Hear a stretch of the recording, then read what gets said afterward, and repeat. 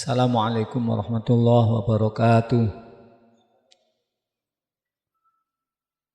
Bismillah, alhamdulillah, salatu wassalamu ala rasulillah Sayyidina Muhammad ibn Abdillah. La hawla wa la quwata illa billah.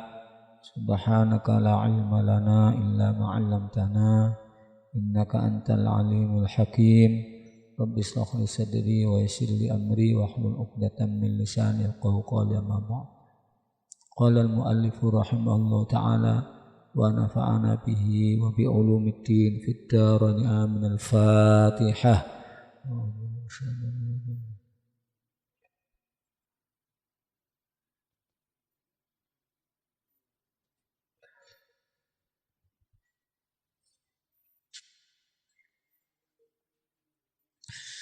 Allahumma arhamna bil Qur'an waj'alhu lana imaman wa nuran wa hudan wa rahmah. Allahumma dzakirna minhu ma nasina wa 'allimna minhu ma jahilna warzuqna tilawatahu ana al-laili wa atrafan nahar waj'alhu lana hujjatan ya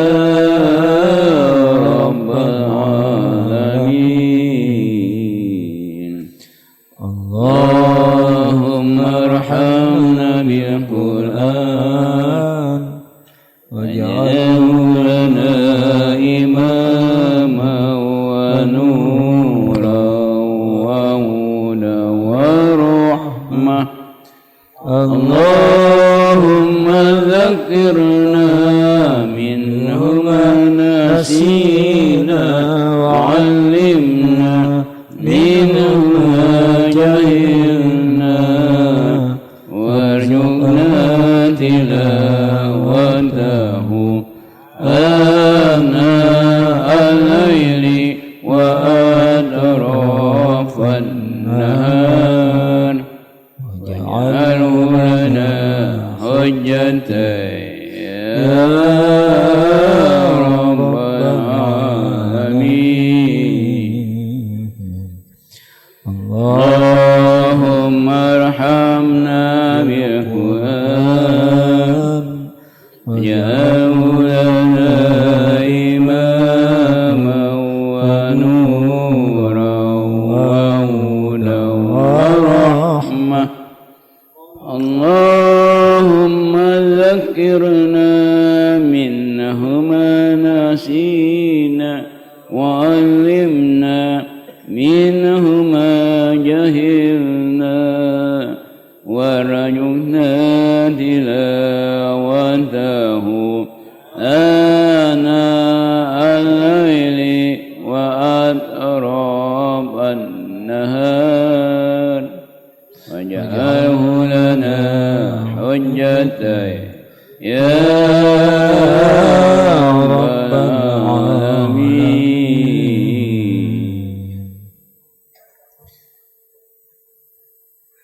Bapak Ibu sekalian,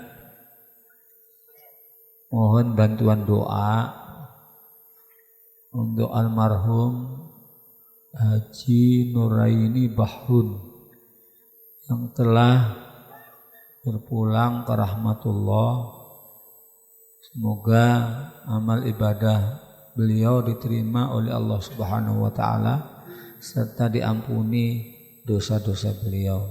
Beliau adalah jamaah aktif di majelis taklim kita dan meninggal seusai sholat isya.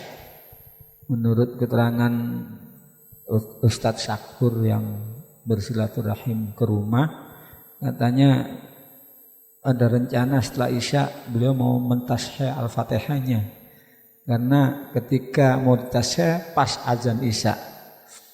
Jadi ini betul-betul luar biasa. Dilihat dari zahirnya ini adalah husnul khotimah. juga jamaah kita Pak Barak ya. Pak Barak Mariadi meninggal dunia kalau tidak salah akhir pengajian kita di bulan Ramadan. Ini juga bertanda baik, mudah-mudahan beliau husnul khotimah. Ada lagi Pak Samsul Haris, Pak Mansur Haris yang sini nih ya, juga salah satu Pak Haji Mariadi juga salah satu anggota jamaah kita. Mudah-mudahan beliau itu diterima di sisi Allah Subhanahu wa taala, ditempatkan di tempat yang sebaik-baiknya, diampuni dosanya, diterima segala amalnya. Ala hadzal niyyah wa kulli niyatin shalihah. Al-Fatihah. A'udzubillahi minasyaitonir rajim. Ar-Rahmanir-Rahim.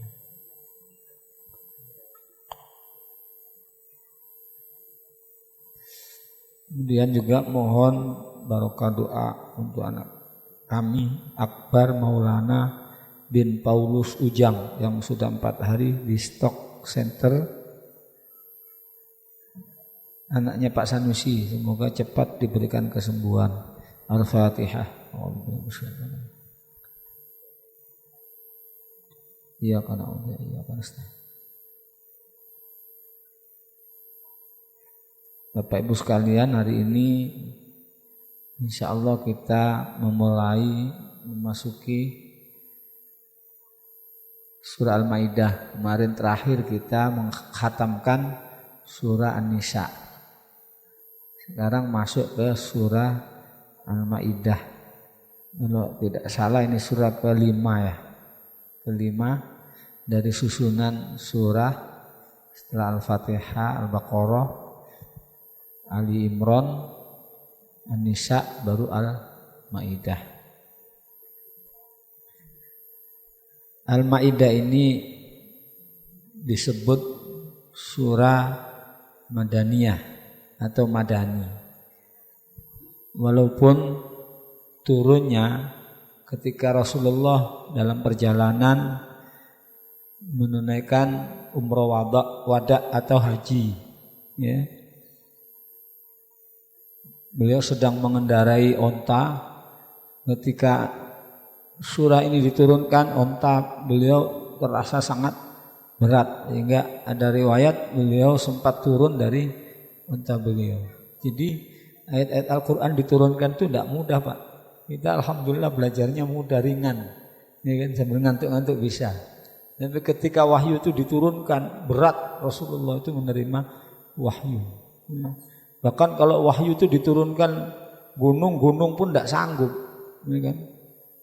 Gunung saja nggak sanggup menerima wahyu. Ya.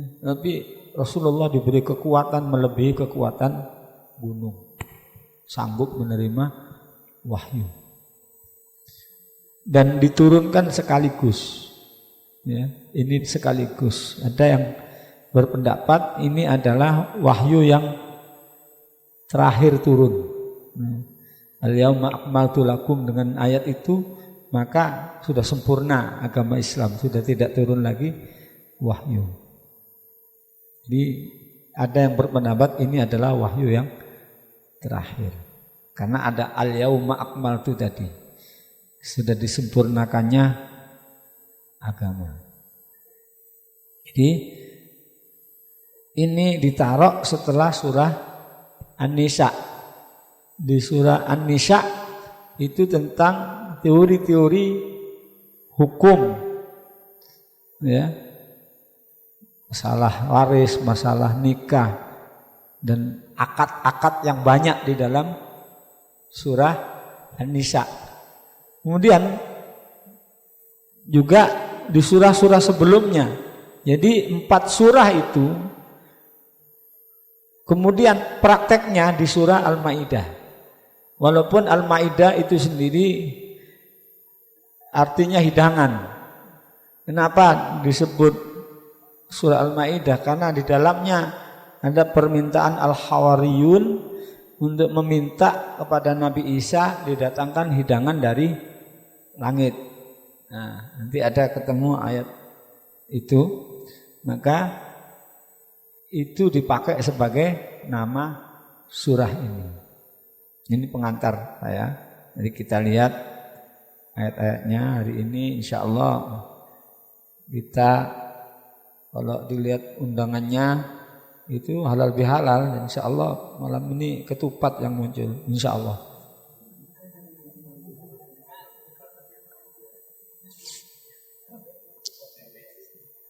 Ketupat itu ya memang sekarang kayaknya kewajiban ketupat itu. Ya puasanya sunnah tapi kupatnya wajib. Sehingga kadang puasanya enggak, kupatnya iya. Nah, itu yang saya maksud. Ya kan? Puasanya memang sunnah, Pak, sunnah. Puasanya aja sunnah, apalagi ketupatnya gitu mestinya. Tapi enggak. Sekarang belum 6 hari aja sudah banyak yang jualan ketupat di pasar-pasar. Kayaknya wajib ketupat itu jadinya. Karena puasanya sunnah, enggak usah puasa lah, yang wajib aja kupatnya aja gitu. Ini enggak nyinggung yang enggak puasa loh ya. Enggak sama sekali enggak. Ya, banyak yang puasa kok. Masa sampai tersinggung? Wong memang enggak puasa kok tersinggung. Enggak apa-apa enggak puasa, masih ada waktu. Ini kan masih bulan Syawal ya. Masih ada waktu. Tapi kalau sampai tunda-tunda insya Allah enggak sempat. Ya. Udahlah, puasa Nabi Daud aja sehari puasa, sehari enggak. Pak Ramadan aja nguat-nguatkan, puasa Syawal lah itu repot kalau sudah seperti itu. Ini kan anjuran Pak, anjuran. Seperti puasa 1 tahun Nuh, siapa puasa Ramadan diikuti puasa Syawal 6 hari seperti puasa 1 tahun penuh. Kita ini Senin Kemis jarang-jarang. Yaumil Bid juga barang-barang, jarang-jarang. Puasa pertengahan itu jarang-jarang, ya kan? Karena jarang-jarang maka dibom di puasa Syawal. Oh sudah dilindungi puasa 1 tahun penuh. Nanti kalau bolong-bolong jaring Senin Kemisnya ya nggak apa-apa, ada perlindungan. Baratnya ikut asuransi lah sampean. Kalau mobilnya itu nabrak, tenang aja gratis. Masuk ke bengkel nggak bayar karena asuransinya sudah dibayar. Tapi ini istilah saya, tidak ada istilah agama apa ibadah asuransi itu tidak ada. Cuman saya membuat perbandingan aja. Ya. Baik, kita masuk ke ayat Al-Quran.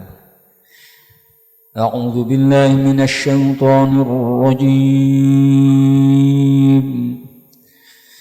Bismillahirrahmanirrahim. Ya ayyuhalladzina amanu awfu bil 'uqud. أحلت لكم بهيمة الأنعام إلا ما يتلى عليكم غير محل الصيد وأنتم حرم إن الله يحكم ما يريد يا أيها الذين آمنوا لا تحلوا شعائر الله ولا الشهر الحرام ولا الهدي ولا القلائد ولا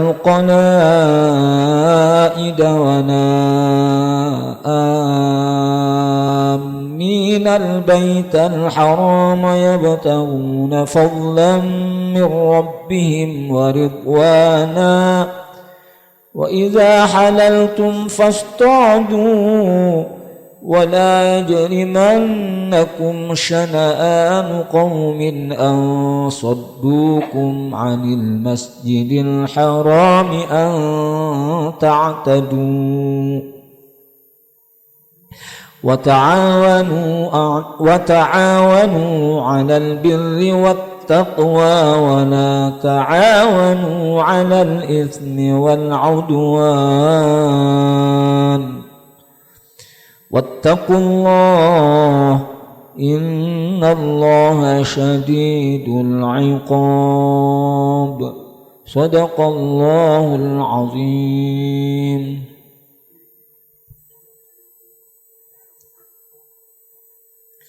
Bismillahirrahmanirrahim.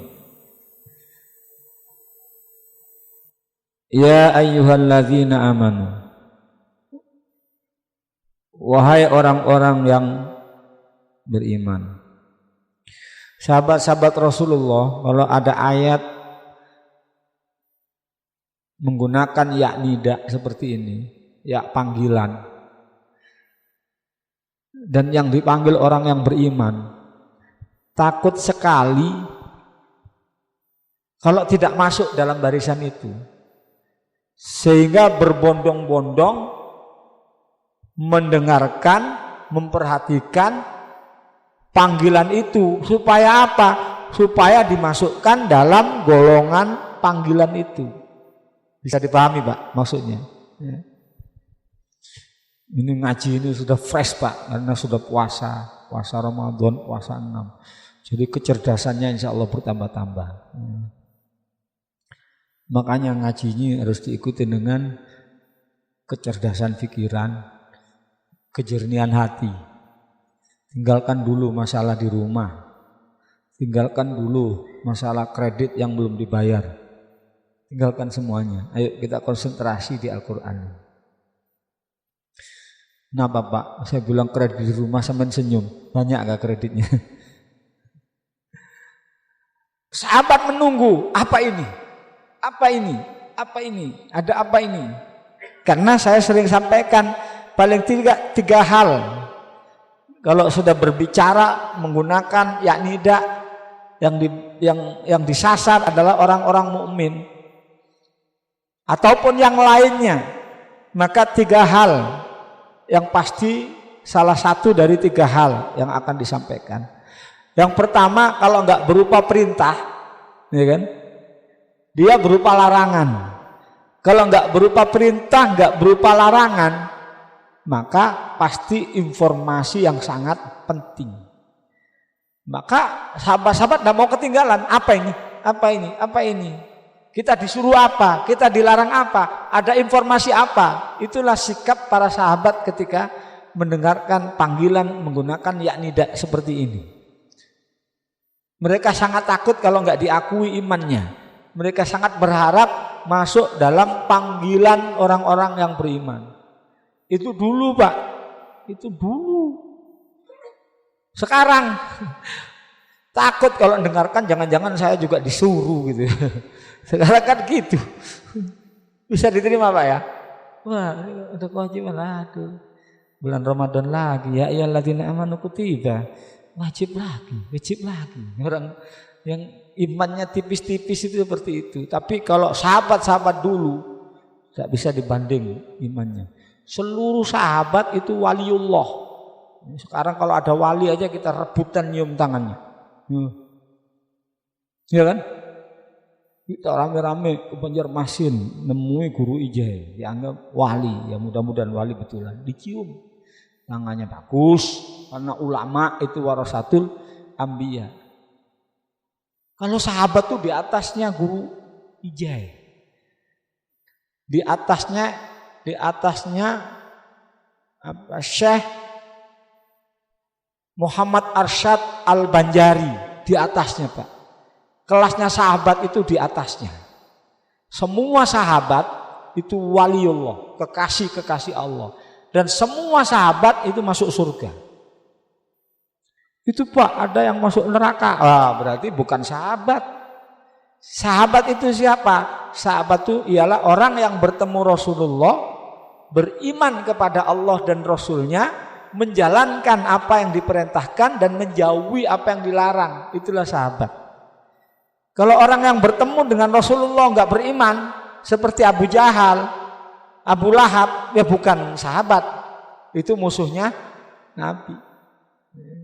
Orang-orang munafik seperti Abdullah bin Ubay, walaupun bertemu Nabi, bergaul dengan Nabi, bukan sahabat. Karena enggak beriman.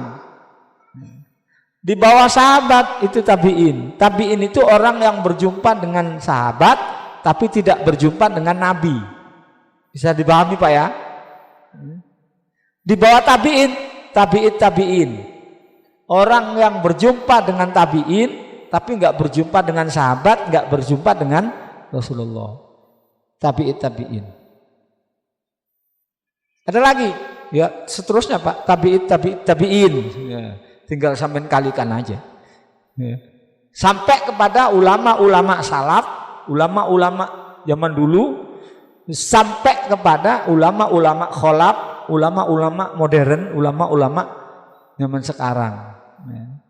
Makanya runtutannya kalau dalam torekot itu silsilahnya nyampenya jelas. Kalau dia torekot al-mu'tabaroh, torekot yang nyambung kepada Nabi. Ya, yang ghairu mu'tabaroh nggak tahu nyambungnya kemana. Nah sahabat lari apa ini? Disuruh apa? Aufu bil uqud. Ya. Aufu bil uqud. Laksanakan, tunaikan, bayarkan uqud. Uqud itu jamak dari akad. Akad itu kalau menurut bahasa Arab dalam kamus kamus apa saya lupa. Itu dikatakan ukut itu mengikat ujung diikat. Jadi kan ini arti bebasnya ya. Diikat ujung-ujungnya. Nah mungkin ikat itu juga asal katanya ukut, ya kan? Ukut, ikatan, ukut. Karena bahasa Indonesia ini kan banyak meminjam bahasa Arab, bukan bahasa Arab minjam bahasa Indonesia, tapi bahasa Indonesia minjam bahasa Arab. Seperti kursi itu kan bahasa Arab, kursiun, ya kan? Banyak yang persamaannya bahasa Arab itu banyak dipinjam bahasa Indonesia sampai apem itu loh bahasa Arab Pak. Sampeyan tahu apem? Apem berapa ya? Nah, apem itu bahasa Arab. Biasanya kalau orang selamatan terakhirnya apa? Apem kan? Ditutup dengan apem.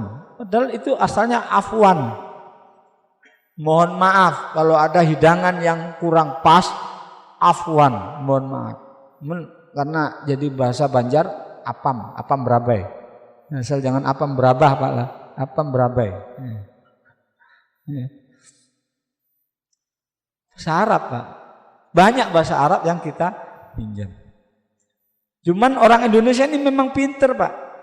Pinter membuat bahasa Arab. Sehingga kalau dicari kamusnya tidak ketemu. Sampai cari sampai elek. Halal bihalal itu tidak ada dalam bahasa Arab. Tanya Mas Farhan yang dari Mesir. Adakah di Mesir itu kalimat halal bihalal? Tapi orang Indonesia pinter di bahasa Arab kan. Al halalu bil halali. Ya, kayak bahasa Arab kan. Halalun bihalalin. Ya kan.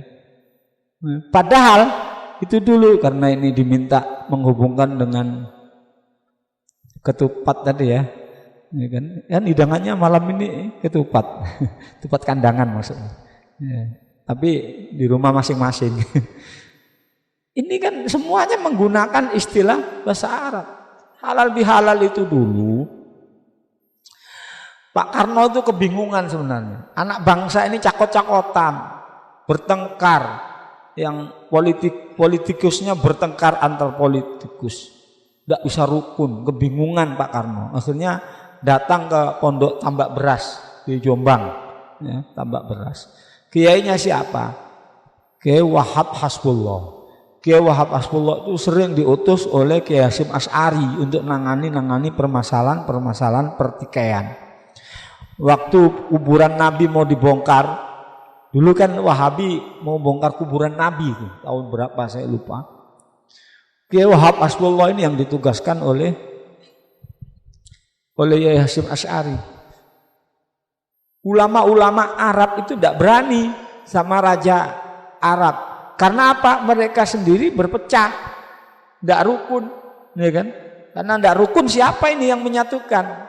Maka Kiai Hasyim mengutus Kiai Wahab Hasbullah untuk menyatukan mereka.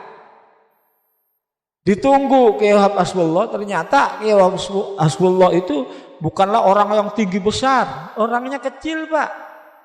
Kecil. Orang Arab kalau enggak utusan Kiai Hasyim Asy'ari enggak menghormati ya Wahab Hasbullah yang alim itu. Karena enggak tapi dikenal. Begitu dikatakan ini utusan Kiai Hasyim Asy'ari, maka orang-orang Arab itu tunduk, Pak. Saya diutus oleh Kiai Hasyim Asy'ari untuk menyatukan pendapat ulama-ulama Mekah agar makam Rasulullah tidak digusur, ya kan? Tidak dipindahkan dari masjid. Bayangkan aja kalau makam Rasulullah digusur, sudah ada lagi situs yang, ya kan? Itulah Wahabi tidak suka situs-situs seperti itu. Bahkan kemarin saya 2015 itu barusan ditemukan masjid di dalam gua yang sejadahnya itu masih ibaratnya itu masih bagus, Pak. Diperkirakan itu masjid di zaman sahabat. Bulldozer berapa kali menghancurkan gunung itu tidak mampu. Tapi orang Wahabi gak percaya, didinamit ya selesai. Ya kan? Padahal itu situs yang sangat bersejarah mungkin kalau ditelusuri.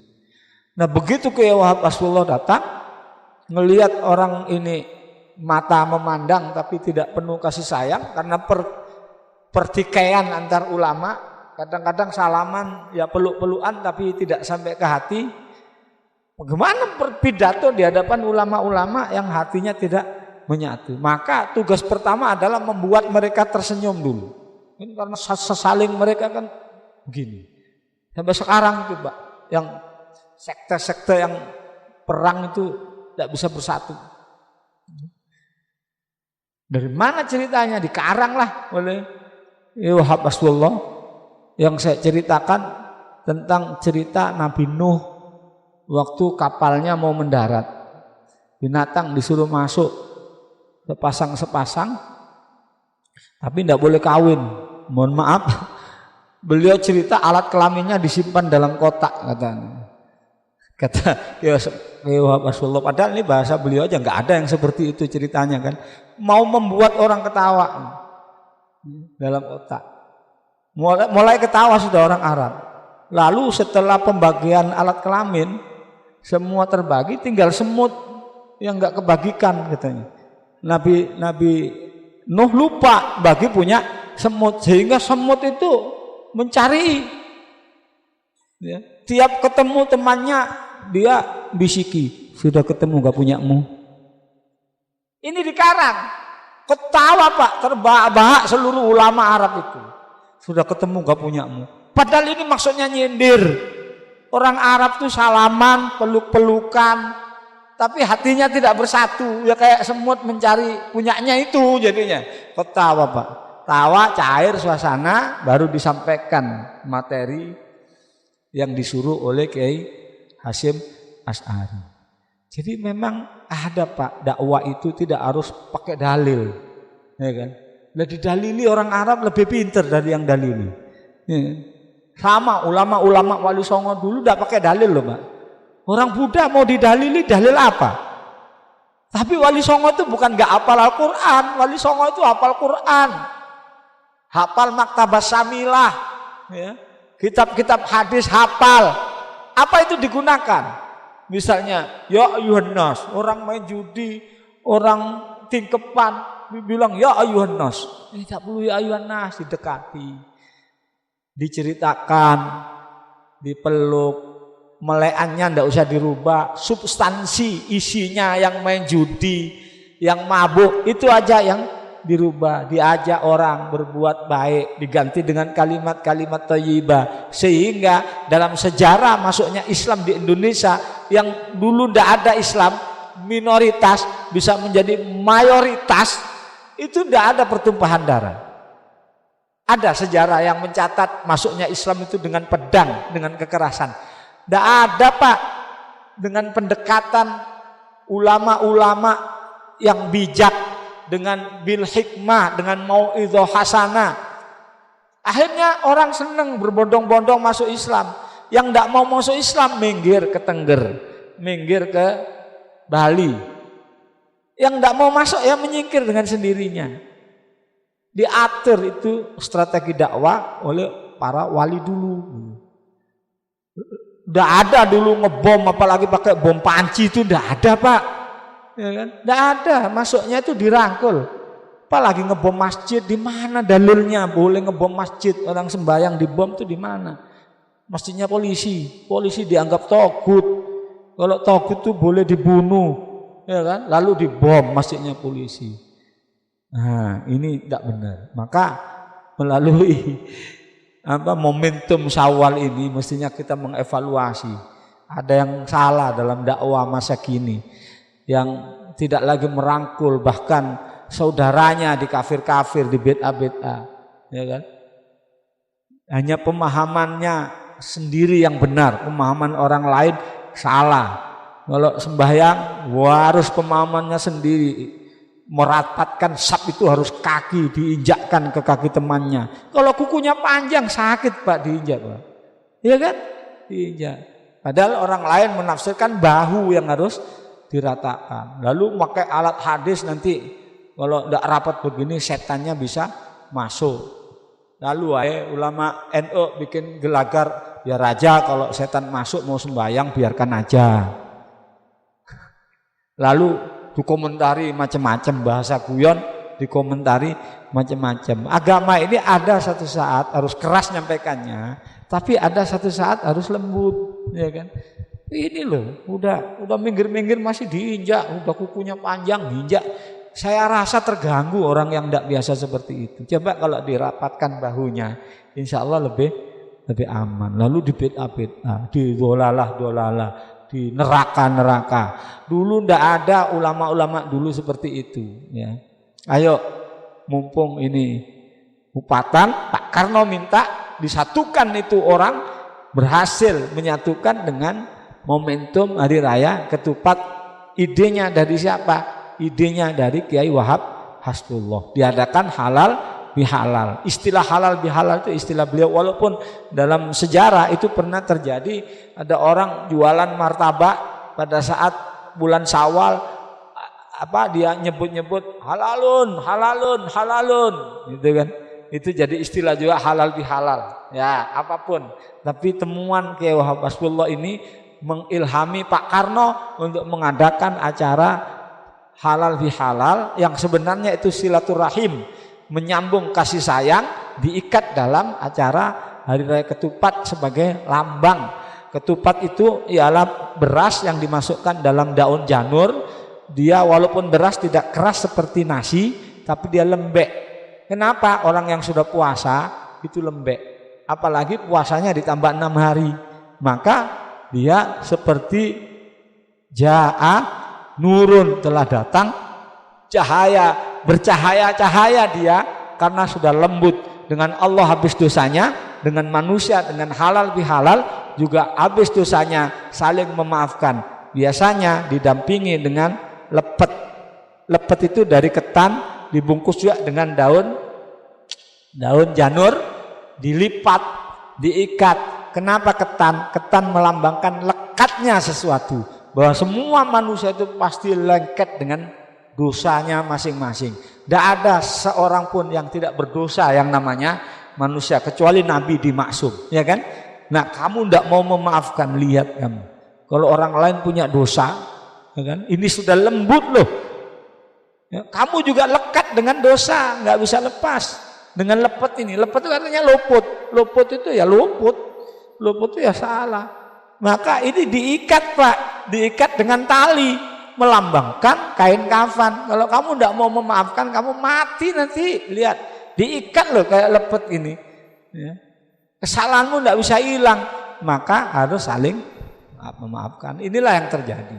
Lalu sekarang jadi tradisi, walaupun itu tradisi bagus untuk dilaksanakan.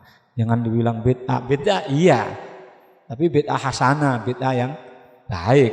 Isinya kan pengajian, ini kan halal bihalal pengajian. Apalagi ditambah dengan ngaji Al-Quran 2 ayat yang kita akan uraikan. Ya.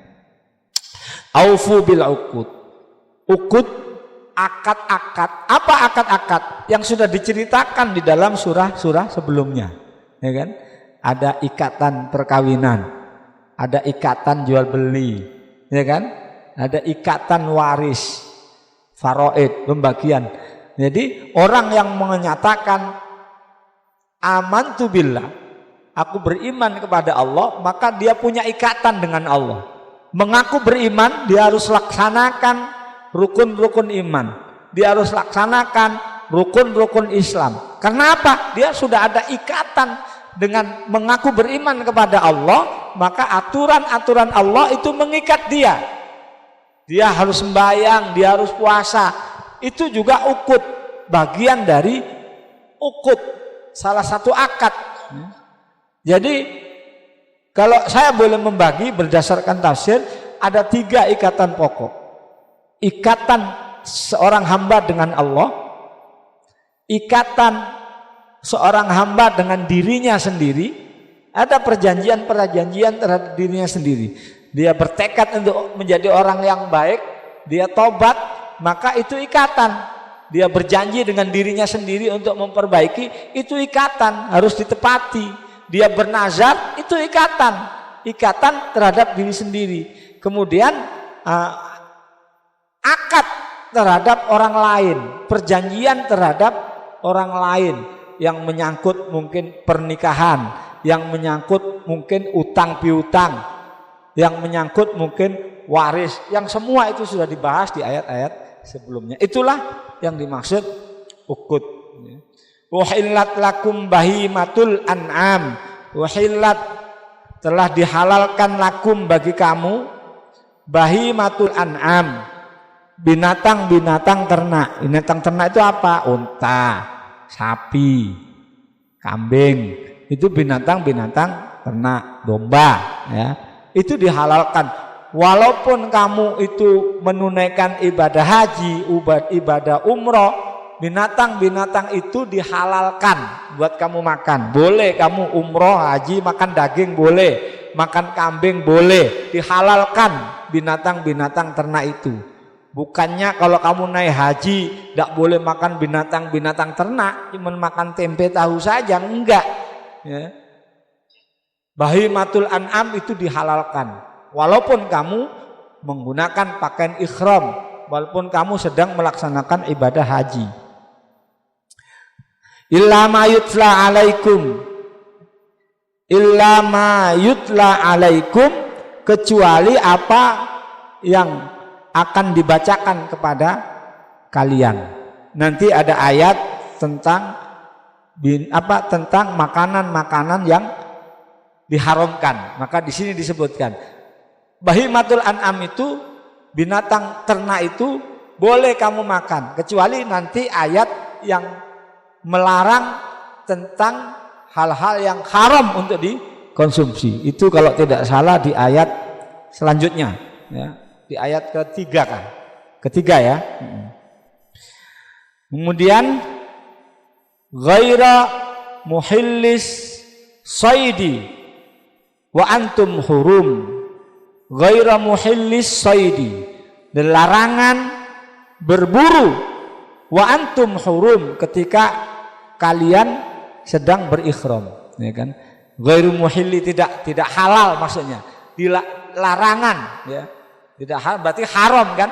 Haram berburu sedangkan kalian dalam keadaan ikhram, baik hurumnya itu karena naik haji, lalu pakaian umroh, pakaian ikhram, atau umroh pakaian ikhram, itu dilarang untuk berburu ketika ikhram, baik ikhram karena melaksanakan haji maupun karena melaksanakan umroh. Satu. Yang kedua, haram berburu karena di tanah haram. Walaupun tidak pakaian ihram, tapi ada titik-titik ini tanah haram. Jadi binatang pun yang masuk di tanah haram dilarang diburu. Yang boleh diburu itu di luar tanah haram. Tanah haram itu di mana? Haramain. Di Mekah ada, di Madinah juga ada tanah haram itu. Yang dilarang kalian berburu dalam keadaan kalian ikhram, pakai pakaian ikhram, baik haji maupun umroh, maupun kalian dalam keadaan berada di tanah haram. Kalau di luar itu, ya, dan dalam keadaan tidak memakai pakaian ihram, boleh berburu gitu. Sesudah tahallul tentunya. Tahallul itu batas dibolehkannya hal-hal yang tadinya dilarang. Kalau masih pakaian ihram, dilarang kumpul sama suami istri. Kalau sudah dilepas tapi belum cukur, masih haram. Batasnya itu setelah tahallul, ya. Innallaha yakumu ma yurid. Sesungguhnya Allah telah menetapkan hukum-hukumnya dengan kehendaknya, ya. Hukum-hukum itu ya kehendak Allah, nggak boleh kehendak manusia. Allah yang menetapkan hukum dengan kemauan Allah. Satu ayat Pak, jam berapa ini Pak? Belum. Jamnya ini lambat Pak. Ini ngaji pertama, kalau capek-capek nanti nggak datang lagi. Hei, lanjut Pak ya. Alhamdulillah Pak, insya Allah kalau sampean ikut majelis ta'lim, insya Allah husnul khotimah, insya Allah. Belum ada yang tidak husnul khotimah yang meninggal-meninggal, ya kan? Semua husnul khotimah. Kita ini kan lagi sudah daftar semua kan ini Pak ya. Ini momentumnya bagus Pak ini. Yang meninggal-meninggal itu husnul khotimah. Ada yang meninggal ngimami tarawih meninggal. Ada yang baca surah Al-Mulk waktu Bu Khofifah ngadakan acara meninggal. Yang terakhir ada yang meninggal di masjid habis sholat isya, Pak Haji. Masya Allah. Jadi momentumnya bagus ini Pak. Tapi kan kalau belum waktunya enggak bisa Pak. Sampai daftar aja dulu, daftar aja. Kalau daftar enggak apa-apa daftar aja. Ya ayyuhalladzina amanu. Hai orang-orang yang beriman, lagi-lagi tidaknya kepada orang-orang yang beriman. Tidak saya ulangi keterangan pertama, terangannya sama dengan tadi. La tuhillu, ya Pak ya. La tuhillu sya'airallahi. Janganlah kamu melanggar syiar-syiar Allah. Ya. Syiar-syiar itu syiar-syiar Allah dalam hal apa? Dalam hal manasik haji. Ya. Ada rukun-rukun yang harus dilaksanakan. Ada larangan-larangan ketika berpakaian ihram. Itu jangan dilanggar larangan-larangan itu. Ya, larangan-larangan dalam haji itu jangan dilanggar. Ketika kita ya kewajiban haji itu kan apa berpakaian ihram dari mikat, ya dari mikat. Mikatnya ya kalau dari Madinah itu di Bir Ali, ya Pak ya. Mau ke Mekah itu kan sudah pakaian ihram. Ya. Nanti haji itu juga begitu. Ada haji qiran, ada haji tamattu, ya kan? Ada 3 itu haji itu. Kita ini biasanya haji tamattu karena waktunya masih panjang. Ya, kita berpakaian ihram, setelah kita tawaf, kita sa'i, gunting rambut, ini namanya umroh. Dilaksanakan umroh dulu, baru kita bebas, pakaian bebas. Kita senang-senang sudah, bisa belanja kurma. Bahkan ibu-ibu itu biasanya uangnya habis sebelum haji dilaksanakan. Ibu-ibu di sana tapi. Kalau di sini insya Allah nggak beda. Beda. Ya, jadi nunggu nanti tanggal 9 sudah siap-siap wukuf di Arafah, ya kan? Wukuf ke Arafah, kemudian lalu ngambil batu di Muzdalifah, baru pergi ke Mina untuk melakukan pelontaran, ya kan? Setelah itu selesai, balik kita tawaf, ya kan? Setelah tawaf sa'i, setelah sa'i tahallul, lepas sudah pakaian ihram kita. Itu jangan dilanggar. Selama pakaian ihram itu tidak boleh suami istri kumpul. Suami istri kumpul nggak boleh, apalagi bukan suami istri. Nggak boleh, haram kumpul. Banyak hal-hal yang misalnya mencukur rambut, belum waktunya tahallul sudah digundul duluan. Belum nanti apanya yang digundul, kulitnya, ya kan? Nggak boleh mencukur rambut pada saat belum tahallul. Jadi sa'ir itu banyak hal yang terkait dengan urusan-urusan ibadah haji, manasik haji. Wala syahrul harama, dan bulan-bulan Muharram, bulan-bulan haram. Bulan-bulan haram di sisi Allah itu ada 12 bulan. Ada 4 bulan yang dimuliakan, 3 berturut-turut, yang 1 terpisah. Mulai dari apa Pak? Bulan apa? Masa enggak tahu 4 bulan haram itu? Dzulqa'dah, Dzulhijjah, Muharram, baru terpisah di bulan Rajab. Ada 4 ini yang bulan haram, dan bulan haram itu tidak boleh orang berperang. Kalau orang dendam mau membunuh, begitu masuk tanah haram hilang, tidak boleh terjadi pembunuhan. Nanti setelah masuk selesai di bulan Muharram ini, bulan apa? Bulan haram, hurum ini ya, bulan yang dimuliakan ini. Tidak boleh ada perang, tidak boleh ada dendam. 4 bulan itu tidak boleh ada dendam. Kalau nanti mau membalas, ya nanti tunggu 3 bulan selesai sebelum Rajab, silahkan ditempeleng, tidak apa-apa. Ya, urusannya kan ini memuliakan bulan Muharram. Insya Allah kalau sudah 3 bulan nggak jadi nempeleng, itu sadar orang, ngapain saya nempeleng, ya kan? Kenapa hebatnya ini? Kemudian dicegat lagi di bulan Rajab, ya kan? Bulan Rajab. Nah, di bulan Rajab nanti bulan yang dimuliakan juga. Maka lakukan hal-hal yang mulia pada saat bulan-bulan mulia itu. Jangan ada pembunuhan, jangan ada peperangan. Maka di sini disebutkan ya, walal syahrul haram, walal hadiyah, walal qalaida, walal hadiyah.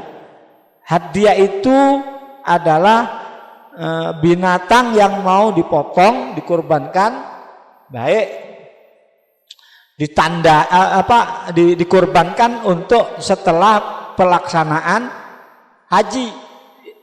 Pelaksanaannya kapan? Pelaksanaannya setelah sholat Idul Adha, dimulai sudah pemotongan dari tanggal 10 ya itu Pak ya. Tanggal 10, kemudian ditambah dengan hari tasyrik 3 hari. 11, 12, 13 terakhir sebelum asar, ya kan? Karena kalau sudah asar itu sudah berganti dengan ini hitungan hijrah, itu sudah berganti hari, ya. Maka itu walal hadiah, jangan diganggu. Kambing-kambing yang mau dipotong itu jangan diganggu, jangan dibatalkan. Ini tidak jadi dikurbankan, dijual aja karena ada yang nawar, tidak boleh. Ya. Walal qalaid, qalaid itu binatang ternak yang dikalungi, ditandai bahwa ini untuk kurban. Bisa saja masih jauh waktunya, ini dah nanti tahun ini mau tak kurbankan, tandai yang dikurbankan. Jangan diganggu kalau sudah niatnya untuk dikurbankan.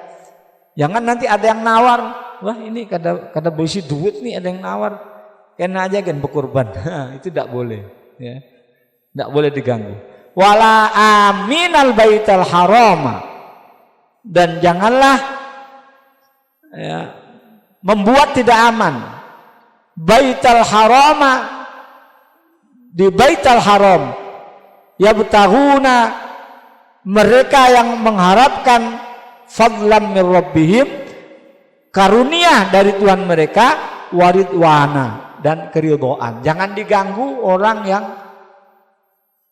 melaksanakan umroh di Baitul Haram, ya, karena orang itu mengharapkan karunia dan keridhaan Allah. Dulu ya, masih bercampur ketika dipimpin oleh sahabat Abu Bakar kalau tidak salah, Sayyidina Ali mewakili Rasulullah, itu masih bercampur orang-orang musyrik yang melaksanakan tawaf. Bahkan tawafnya itu ada yang masih telanjang tawafnya, ya, mohon maaf, tidak berbusana. Jangan diganggu karena mereka juga mencari karunia dan keridhaan Allah, ya. Mereka kan percaya dengan Allah, jangan diganggu. Setelah itu tahun berikutnya sudah tidak boleh lagi tawaf dengan telanjang. Tidak boleh lagi orang musyrik ikut tawaf. Ya kan? Sudah keputusan Nabi dan Makkah sudah terbuka untuk Nabi. Nabi sudah mengatur kota Mekah. Nah, ayat ini masih berlaku sampai sekarang. Maka bolehlah orang yang naik haji sambil berdagang. Bukan dibalik, berdagang sambil naik haji. Itu tidak boleh. Naik haji sambil berdagang. Di Indonesia mungkin bawa batu akik, ya, bawa batu berlian, bawa apapun dijual di sana. Tapi niatnya haji. Di sana nanti berjualan untuk gasan kebutuhan di sana lah. Boleh seperti itu. Tapi orang kita bukan orang yang produktif, tapi konsumtif. Malah dari sana bawa hambal, bawa apa-apa. Masya Allah, ongkosnya melebihi ongkos haji. Ya. Apa aja dibawa orang Indonesia itu, sampai timbangannya melebihi. Ya. Mestinya kita dapat duit kalau menurut ayat ini, ya kan? Karena apa? Di sini dikatakan yabtahuna fadlam mir rabbihim. Ya, mencari, mengharapkan karunia dari Tuhan mereka. Dengan apa? Dengan berjualan.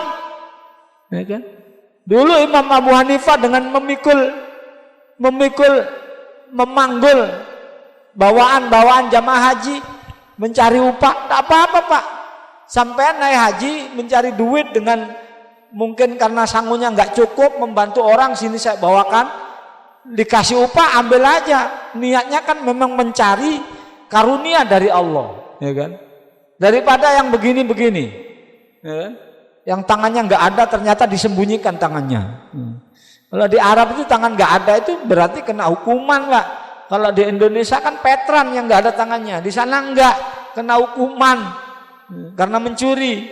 Itu bedanya. Ya. Wa idza halaltum fastadu. Kalau sudah selesai kamu bertahallul, silahkan berburu, boleh berburu, ya.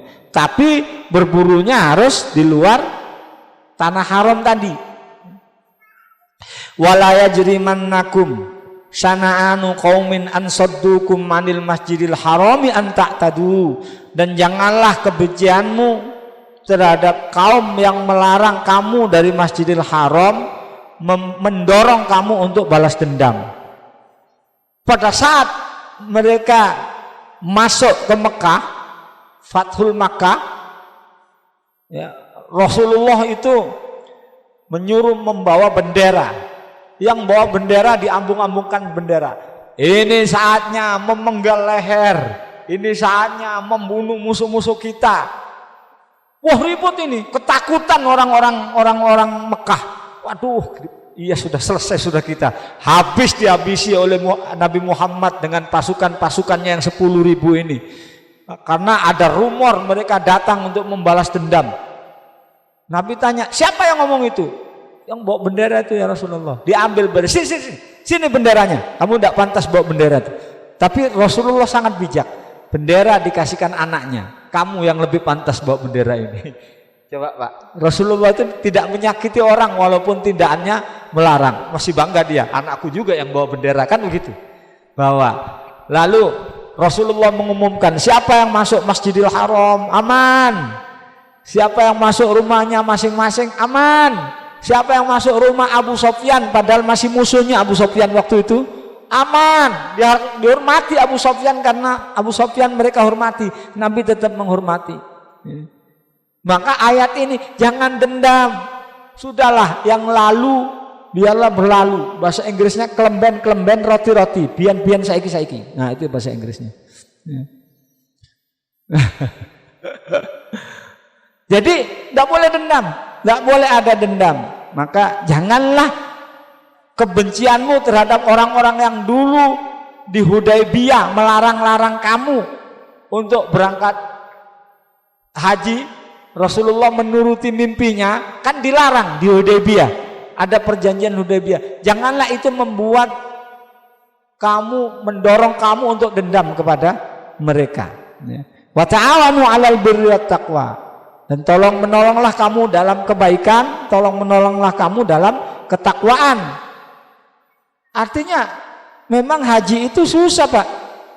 Kalau tidak ada sifat tolong menolong, egois namanya. Padahal tidak semua orang mampu mengangkat tasnya loh. Yang tua-tua itu kan kadang-kadang bawaannya lebih banyak daripada yang muda. Sudah tua bawa banyak lagi. Maka disuruh tolongilah, kasihan yang tua lah, ya kan? Semakin banyak yang kita tolongi dalam ibadah haji itu, semakin kita mempraktekkan ayat ini. Jangan egois, biar aja lain keluargaku juga, tinggalkan, kasihan orang tua ungut. Kalau bisa nolong, tolongi. Ya, kalau ada kiainya ikut membimbing, biasanya kiainya itu tidak sesehat yang dibimbing. Kelihatan capek kiainya, pijetin, tidak apa-apa. Aku kaya kok disuruh mijetin. Ini kesempatan beramal baik, ya kan? Jangan mandang kayanya, jangan mandang jabatannya. Ini ta'awanu 'alal birri wat taqwa, ya. Wa ta'awanu 'alal birri wat taqwa. Wa la ta'awanu 'alal ismi wal 'udwan, dan janganlah tolong menolong di dalam dosa dan permusuhan. Ya. Korupsi kok berjamaah, ya kan? Itu tolong menolong di dalam dosa, ya kan? Malah yang